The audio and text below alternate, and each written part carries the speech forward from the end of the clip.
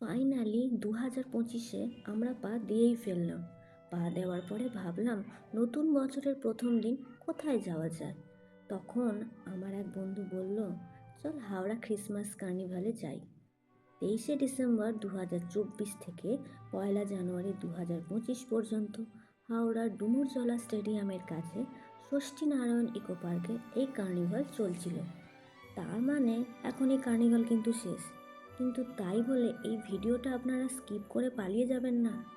এই ভিডিওটা কষ্ট করে একটু দেখুন, তাহলে আগামী বছরের ঘুরতে যাওয়ার লিস্টে এই কার্নিভাল অবশ্যই থাকবে।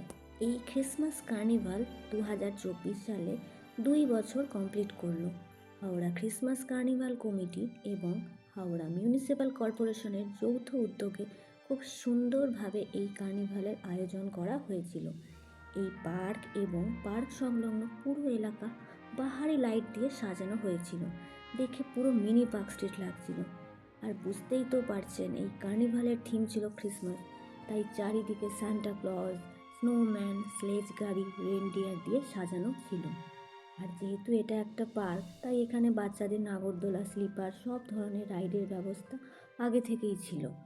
শুধু তাই নয়, একটা জমজমাট মেলার আয়োজনও করেছিল মেলা কর্তৃপক্ষ, যেখানে আপনি শান্তিনিকেতনে সোনাঝুরি হাটের জিনিস থেকে শুরু করে হরেক রকমের জিনিস পাবেন।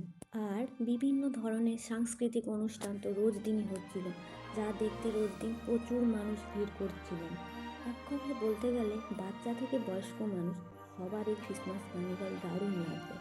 কিন্তু আমি বেশি এনজয় করতে পারিনি, কারণ আমি এই কার্নিভালের কথা আগে থেকে জানতাম না। তাই শেষ দিন অর্থাৎ 1 জানুয়ারি 2025-এ এই কার্নিভাল দেখতে চাই। তাই আমার ভিডিও আপলোড করতে একটু লেট হয়েছে। সেই জন্য আমিও অনেক কিছু মিস করে গেছিলাম, আর তাই আপনাদের সব কিছু এই ভিডিওর মাধ্যমে দেখাতেও পারিনি। যাই হোক, আপনাদের আগে থেকে জানিয়ে রাখলাম, নেক্সট ইয়ার কোনোভাবেই কিন্তু এই কার্নিভাল মিস করবেন না।